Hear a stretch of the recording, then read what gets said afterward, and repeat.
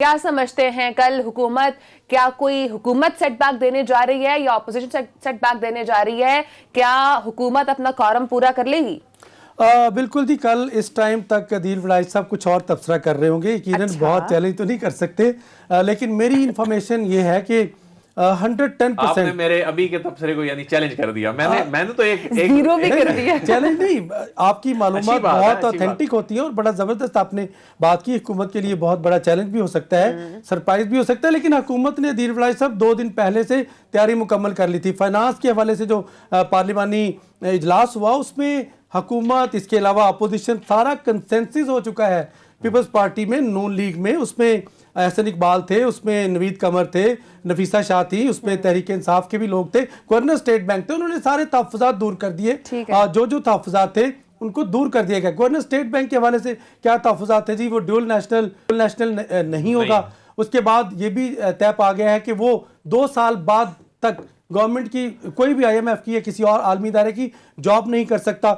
इसके साथ साथ देखें कुछ और नई रवायात हैं और अपनी शराइत में, बल्कि डुअल नेशनल तो पता है, शमशाद अख्तर डुअल नेशनल थी। फिर पार्लियामेंट को जवाबदेह होगा, अकाउंटेबल होगा, वो उनको अकाउंटेबिलिटी होगी उसकी स्टेट बैंक की। इतना खुद मुख्तार बनाया गया। एक बात बड़ी काबिले इत्मीनान है कि खुद टिक्का साहब, आप तो चूंकि हुकूमती ऐवानों के बड़े करीब होते हैं, इसको कवर करते हैं, खुद प्राइम मिनिस्टर ऑफिस को भी बड़ी रिजर्वेशंस थी जो स्टेट बैंक से मुतल्लिक बिल था। और इवन इस मनी बिल के हवाले से हुकूमत ने, ये कल हमें शौकत तरीन साहब ने बताया कि एक मौका ये आ गया कि एक किस्म के IMF के साथ झगड़ पड़े और कहा कि ठीक है फिर ये पैकअप करते हैं। तो ज़ाहिर है IMF का भी दुकानदारी तभी चलनी है ना, वो कर्जा देंगे तो उनको उसमें से कुछ मिलना है, वो जो इंटरेस्ट मिलना है वही उनका प्रॉफिट है। तो यहां तक पाकिस्तान ने इसमें रेजिस्ट किया। जो इसमें काबिले इत्मीनान बात यह है कि एक जो परसेप्शन टिक्का खान सानी साहब बन गई थी, कि जो परसेप्शन ये बन गई थी कि हुकूमत पता नहीं IMF की तमाम बातें ही मानी जा रही है। तो कल जो वफाकी वुज़रा की जानिब से इस्लामाबाद में सीनियर सहाफियों को जो ब्रीफिंग दी गई उसमें यह बताया गया, बल्कि इसमें वाकई ये बात काबिले इत्मीनान थी कि ऐसा कुछ नहीं है। ठीक है, जो टैक्स एग्जेम्पशंस हैं वो क्यों खत्म हो रही हैं? ये टैक्स कलेक्शन नहीं है, ये तो रिफंडेबल है, ये रिफंड हो जाना है। नेट टैक्स नेट बढ़ाया जा रहा है। तो टिक्का खान सानी साहब, तो ये मामला हमारे इसका मतलब है हमारे साथ हुकूमत की तैयारी मुकम्मल है। कल पार्लियामानी पार्टी का इजलास, अभी भी डिनर चल रहा है पंजाब हाउस में। कुछ MLA, अच्छा ये बताएं ना, हुकूमत की तैयारी तो टिक्का खान सानी साहब नहीं, मारिया टिक्का खान सानी साहब, हुकूमत की तैयारी मुकम्मल है, लेकिन सीनियर जर्नलिस्ट शाकिर सोलंकी साहब हमारे साथ मौजूद है। सर बहुत शुक्रिया प्रोग्राम को टाइम दिया। टिक्का खान सानी साहब कह रहे हैं हुकूमत तैयार है फुल कंसेंसस के साथ, ऑपोजिशन इस वक्त क्या कर रही है? उस साइड पे क्या कोई प्लानिंग है? देखिए, अपोजिशन की कोशिश तो है कि हुकूमत को कल नाकाम बनाए, लेकिन माजी में हमने जितने भी बड़ी कानून साजी होती रही है उसमें देखा है कि अपोजिशन ने जितनी भी तैयारी की है भरपूर, तो अपोजिशन कामयाब नहीं हो सकती है, क्योंकि हुकूमत के पास बहरहाल अक्सरियत तो है ना, अपोजिशन की बनिस्बत तादाद ज्यादा है। तो आज भी हुकूमत ने कोशिश ये की थी, शहबाज शरीफ साहब निकल आए थे मौलाना फजल रहमान के घर, तो वो अकेले आए थे, किसी और मेंबर को नहीं लेके आए थे साथ में, इसीलिए कि सबको वहां पर बैठाया था कि हुकूमत ऐसा ना हो कि हमारे मेंबरान कम देखकर हुकूमत बिल मंजूर न करा ले। तो इसलिए तमाम मेंबरान को हिदायत की गई थी। अभी भी मेरी अपोजिशन के रहनुमाओं से बात हुई तो उन्होंने यही बताया कि तमाम जमातों के जो पार्लिमानी लीडर्स हैं उनको उन्होंने जिम्मेदारी ली है कि अपनी अपनी जमातों के मेंबरान की जो हाजिरी है वो हर सूरत में यकीनी बनाएंगे। आसिफ अली जरदारी भी इस्लामाबाद में हैं, तो उनके लिए भी मैंने मालूम किया कि वो आएंगे या नहीं आएंगे। उन्होंने कहा कि वो अगर आने की पोजीशन में होंगे तो वो भी जरूर आएंगे, लेकिन उनका कंफर्म अभी तक नहीं है। और कल कोई इजलास अभी तक नहीं बुलाया अपोजिशन ने, लेकिन पहले से अपोजिशन ने ये तय किया हुआ है कि कोशिश की जाएगी। आज भी जिस तरह हुकूमत पेश नहीं कर सकी क्योंकि तादाद कम थी, कोरम टूट गया है, 1 घंटे के बाद हुकूमत ने कोरम बड़ी मुश्किल से पूरा किया है, तो हुकूमत के इत्तेहादी भी खुश नहीं है। आज सायरा बानू है GDA की हुकूमत की इत्तेहादी है, उन्होंने कोरम की निशानदेही की।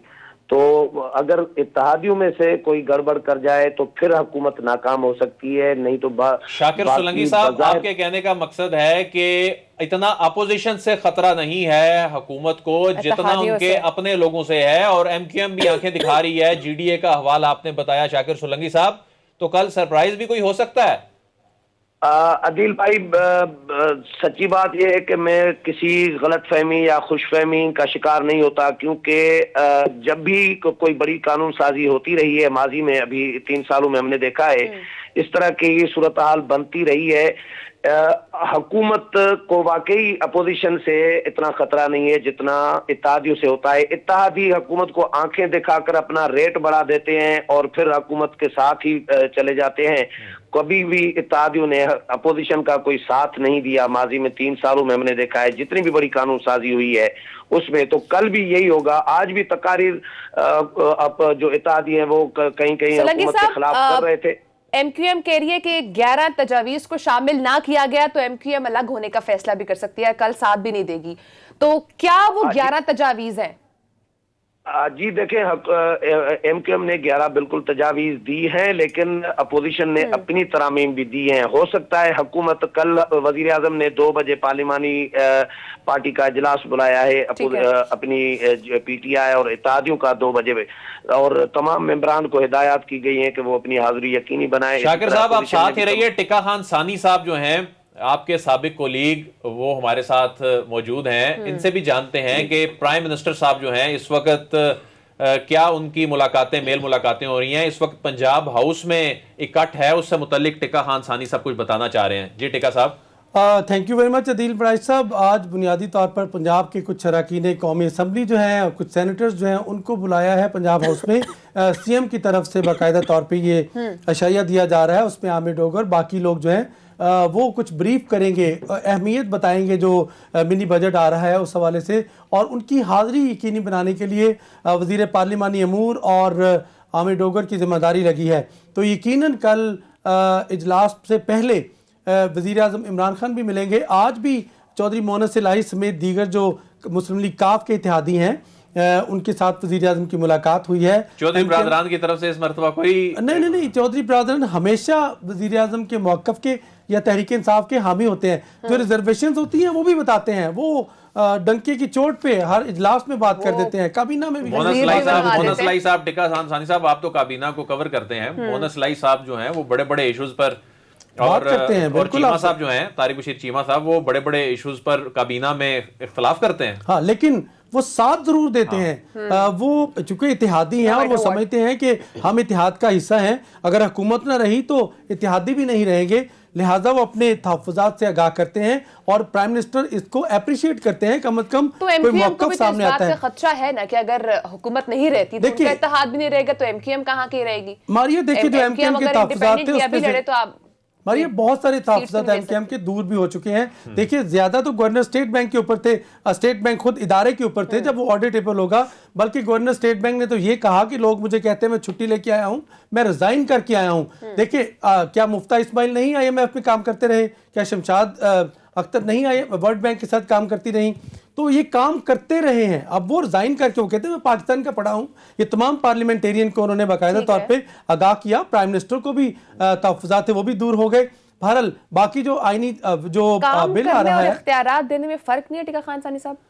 देखिए सबसे बड़ी बात तो यह है कि जब कोई इदारा पार्लियामेंट को जवाबदेह होगा, उसको मादर पिदर आज़ादी नहीं दी गई। जब वो IMF को जवाबदेह होगा और वो पाकिस्तान की पॉलिसीज को सामने रखते, इतनी इंडिपेंडेंस नहीं दी गई कि वो आलमी इदारों के साथ बराह रास्त मुज़ाकरात करें, उसका जवाबदेह होंगे वो। और क्या इस हवाले से कोई मैकेनिज्म है मौजूद कि वो कि कल वो अगर कुछ होता है तो उसके लिए अकाउंटेबल है?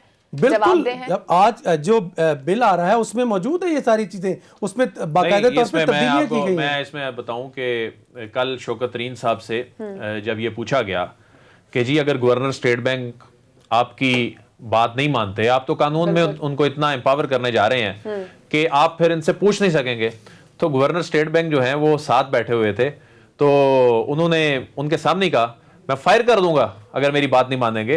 तो उसकी और उस जिस कॉन्फिडेंस से शौकत तरीन साहब ने ये बात की, उन्होंने कहा ये कानून बना रहे हैं ना, हुकूमत से नहीं सुन लेना। उन्होंने कहा कि कानून बना रहे हैं ना, कानून खत्म कर देंगे, कानून बनाना हमने है तो खत्म भी हम कर सकते हैं। उन्होंने कहा कि एक कौमी असम्बली में एक बिल लाना है, तो ये जो इख्तियारात हम दे रहे हैं, और ये इख्तियारात भी क्यों दे रहे हैं, ये इख्तियारात इसलिए दे रहे हैं कि माजी में ये जितने तनकीद कर रहे हैं ना इस वक्त, ये जितने लोग तनकीद कर रहे हैं, ये IMF के प्रोग्राम में ये लोग आते थे, IMF का प्रोग्राम लेते थे, वादे करते थे, ये खुद कहां मानते थे? मानते, यही तो असल में इन्होंने चीट किया IMF के साथ। IMF आज ये कह रही है कि 22 प्रोग्राम आपने लिए, आपने जो अक्सरियत प्रोग्राम लिए वो आपने पूरे नहीं किए और आपने वो अधूरे छोड़ दिए, सस्पेंड हो जाते थे क्योंकि कमिटमेंट पूरी नहीं होती थी। उसमें उन्होंने अब ये जो 60 अरब डॉलर का इन्होंने जो दावा किया ना शौकत साहब ने, शौकत तरीन साहब ने, वो यही तो चीजें हैं कि जी डॉलर को रोकी रखा 94 रुपए पे या 100 रुपए पे, 60 अरब डॉलर का नुकसान पहुंचा दिया। क्योंकि ये चीजें फिर वक्त के साथ फिर काफी अरसे बाद नजर आती हैं और उसका इंपैक्ट इतना खौफनाक है।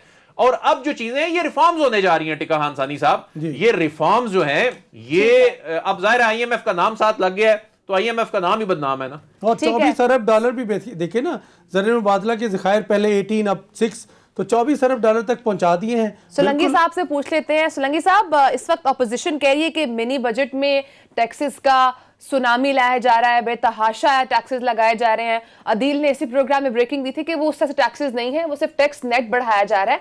तो क्या अपोजिशन को इस चीज का इल्म नहीं है?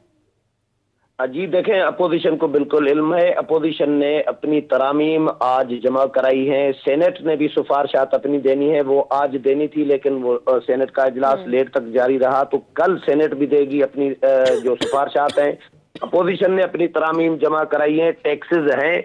MQM ने भी जो 11 नुकात दिए हैं, तजावीज दिए हैं, उसमें MQM ने भी कहा है कि काटेज इंडस्ट्री की पर जो टैक्स छूट है वो वापस 10% पर लाई जाए और तवानाई के बहरान और बिजली महंगी करने के हवाले से जो फैसले किए गए हैं वो वापस लिए जाएं और अवाम को जो मुतासर कर रहे हैं टैक्सेस वो वापस लिए जाएं। ये सारे इत्तेहादी अगर इस तरह के मुतालबात कर रहे हैं तो ये जाहिर है टैक्सेस हैं तभी इत्तेहादी मुतालबात कर रहे हैं ना।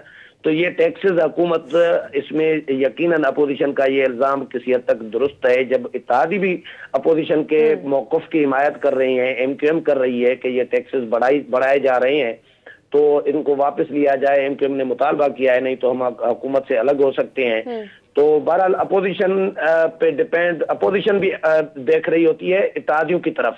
अपोजिशन को पता है कि हम कुछ नहीं कर सकते, हमारे पास तादाद नहीं है। इत्तेहादियों में से अगर कुछ मेंबरान, कुछ जमातें आगे पीछे हुई तो फिर हुकूमत नाकाम हो सकती है। लेकिन बज़ाहिर शाकिर सोलंकी साहब ये बताइए कि कल जब जाहिर है हुकूमत ने जो दावा किया है ये मनी बिल उन्होंने मंजूर करवाना है, नाजरीन को ये बताइएगा इसका तरीकाकार क्या होता है? जो ऐवान में मौजूद लोग होते हैं सिर्फ उनकी काउंटिंग होती है या हुकूमत को नंबर्स पूरे करके देने हैं? नहीं, ऐवान में जो लोग मौजूद होंगे उनकी तादाद देखी जाएगी। अगर हुकूमत की अक्सरियत एक भी मेंबर ज्यादा होगा तो बिल मंजूर हो जाएगा। ठीक है, अब कल ही सादा अक्सरियत कह सकते हैं, सादा अक्सरियत जो ऐवान में मौजूद अक्सरियत है वो उसके अकॉर्डिंग फैसला होगा। कल क्या हुकूमत अपना ये मिनी बिल मंजूर करवा पाएगी? क्योंकि ऑपोजिशन तैयार है। क्या ये हमेशा की तरह ऑपोजिशन सिर्फ तैयार है, लास्ट मोमेंट में बैक ऑफ कर जाएगी?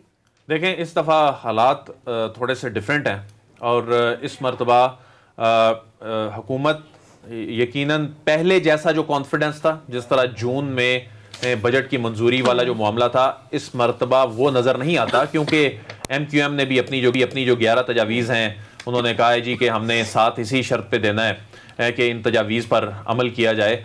अभी हमने लॉ मिनिस्टर साहब से भी बात की तो कोई वाजे इस हवाले से कोई चीज़ सामने नहीं आई। अभी हम टिका खान सानी साहब से भी ये पूछेंगे और शाकिर सोलंकी साहब जो कि अपोजिशन को कवर करते हैं कि अपोजिशन की क्या लायामल होगा। देखें, सबसे पहली बात तो ये है कि इसमें कोई ना तो कोई 2/3 अक्सरियत या ना कोई इस तरह के कोई नंबर जाहिर करने हैं, ये सादा अक्सरियत से इसने पास होना है। लेकिन जो सूरत हाल है इनके अपने लोग पूरे करने के हवाले से, जो कोरम की सूरत हाल है, आज भी ऐसी सिचुएशन बनी तो हुकूमत ने अगर इसको सीरियस ना लिया तो बड़ा सरप्राइज आ सकता है। लेकिन ये समझने की जरूरत है कि इस मनी बिल की बुनियाद पर सियासत बहुत ज्यादा की जा रही है। ये मनी बिल हम पहले भी बता चुके हैं कि ये टैक्स एग्जेम्पशंस है बुनियादी तौर पे 350 अरब रुपए की, 343 अरब रुपए की, और इसमें टैक्स नेट को बढ़ाना है। अपोजिशन को भी इस चीज का इदराक है और क्या ये तमाम लोग वाकई में ऑपोजिशन को इस चीज का पता है? बिल्कुल पता है, क्योंकि पहले भी आप एक स्टोरी कवर कर चुके हैं इन तमाम लोगों को पता है, लेकिन ये इस पर सियासत कर रहे हैं और